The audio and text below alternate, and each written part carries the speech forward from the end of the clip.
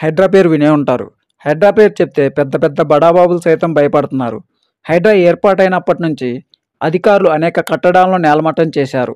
రాజకీయ నాయకులు, సినిమా హీరోలు, వ్యాపారవేత్తలు ఇలా వ్యక్తులు ఎంత పెద్దవారైనా సరే హైడ్రాను మాత్రం ఆపడం ఎవరి సాధ్యం కావడం లేదు.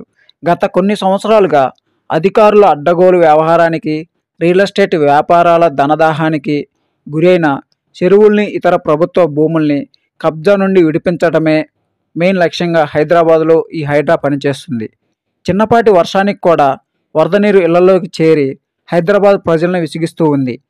ప్రతి వర్షాకాలంలో ఎదురవుతున్న ఈ సమస్యకు చెక్ పెట్టేందుకు నగరంలో ఈ పరిరక్షణ ఒకటే మార్గం అని భావించి ఈ ప్రభుత్వం హైడ్రాను ఏర్పాటు చేసి హైస్పీడ్లో కూల్చివేతలను మొదలుపెట్టింది. ఏకంగా నటుడు అక్కినేని నాగార్జునకు చెందిన ఎన్కన్వెన్షన్ లాంటివి ఇంకా పెద్ద పెద్ద బడాబాబుల ఆస్తులను నేలమట్టం అయ్యాయి. హైడ్రా పేరుతో ప్రభుత్వం చేస్తున్న కూల్చివేతలని చాలామంది సమర్థిస్తూ ఉంటే, కొందరు మాత్రం ఇది రాజకీయ కక్ష సాధింపు భాగంగా కాంగ్రెస్ ప్రభుత్వం హైడ్రా పేరు చెప్పి కాబట్టి అసలు ఈ హైడ్రా అంటే ఏంటి, హైడ్రాకు ఉన్న అధికారాలు ఏంటి, ఎన్కన్వెన్షన్ కూల్చివేత వెనక రాజకీయ సాధింపు కూడా ఉందా, అసలు ఈ హైడ్రా వెనక ఎవరున్నారు, అసలు నెక్స్ట్ టార్గెట్ ఎవరు, ఓన్లీ సినిమా హీరోసేనా హైడ్రా టీం యొక్క టార్గెట్ ఎప్పటి నుంచి, ఇలాంటి విషయాలన్నీ మనం ఈ వీడియోలో తెలుసుకుందాం. ఇన్ఫర్మేషన్ చాలా ఇంట్రెస్టింగ్గా, ఇన్ఫర్మేటివ్గా ఉంటుంది. ఎక్కడా స్కిప్ చేయకుండా చూసేయండి. ఇక లేట్ చేయకుండా వీడియోలోకి వెళ్దాం. హైదరాబాద్ గత 3 దశాబ్దాలుగా అభివృద్ధిలో దూసుకుపోతూనే ఉంది. ఉమ్మడి రాష్ట్రంలో రాజధానిగా, దేశంలో ప్రముఖ నగరాలకు ఏమాత్రం తీసిపోకుండా హైదరాబాద్ రూపురేఖలు మారిపోయాయి. జరుగుతున్న అభివృద్ధికి తగ్గట్టే భూముల రేట్లు డబుల్ త్రిబుల్ అయ్యాయి. దానితో రియల్ ఎస్టేట్ వ్యాపారం కూడా అదే స్థాయిలో జరిగింది. నగరంలో ప్రభుత్వ ఆస్తులు, చెరువులు కూడా విపరీతంగా కబ్జాలకు గురయ్యాయి. ముఖ్యంగా ఈ కబ్జాదారులకు మెయిన్ టార్గెట్ చెరువులు, కాలువలు.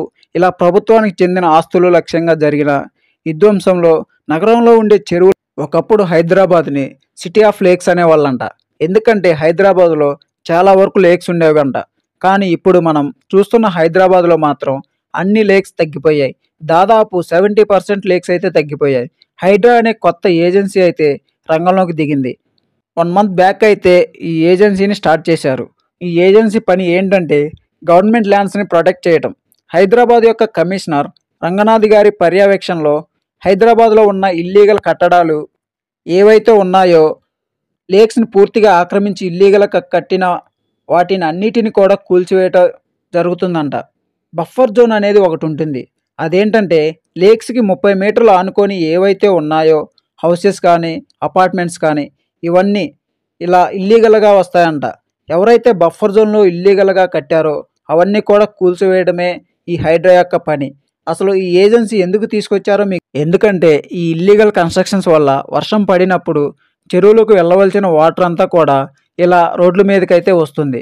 దానివల్ల హైదరాబాద్ ప్రజలు ఎలాంటి ప్రాబ్లమ్స్ ఫేస్ చేస్తున్నారో మనకు చెప్పనవసరం లేదు. ఇలా చెరువుల మీద కట్టడం వల్ల కొన్ని ప్రాంతాల్లో ఇల్లులు కూడా మునిగిపోతున్నాయంట. ఇదే మెయిన్ రీజన్. అందుకే గవర్నమెంట్ ఈ ప్రాసెస్ని స్టార్ట్ చేసింది. అదే ఈ హైడ్రా. ఇప్పటికీ 150+ ఇల్లీగల్ కన్స్ట్రక్షన్స్ని కూల్చివేశారు. ఇక హైడ్రా కొనసాగుతూనే ఉంది. ఈ ఇల్లీగల్ కన్స్ట్రక్షన్లో భాగంగానే అక్కినేని నాగార్జున గారికి చెందిన ఎన్కన్వెన్షన్ హాల్ లేక్ను ఆనుకొని ఇల్లీగల్గా ఎంతవరకు కట్టారో అంత మొత్తం కూల్చివేశారు. అలాగే తెలంగాణ ప్రతిపక్ష నాయకుడైన కేటీఆర్ గారు ఫామ్ హౌస్ కూడా కూల్చివేశారు. అసలు ఎవరు ఏంటి అని కూడా చూడటం లేదు కదా. ఇలా కూల్చుకుంటూ పోతే ఇప్పుడు ఉన్న గవర్నమెంట్కి నెక్స్ట్ ఎలక్షన్స్లో ఎలాంటి ప్రాబ్లమ్స్ అయినా వస్తుందంటారా? దీని గురించి మీరు ఏమంటారో కామెంట్ చేయండి. ఒకప్పుడు రేవంత్ రెడ్డి గారు ఇలా చెప్పారు ఎన్కన్వెన్షన్ గురించి.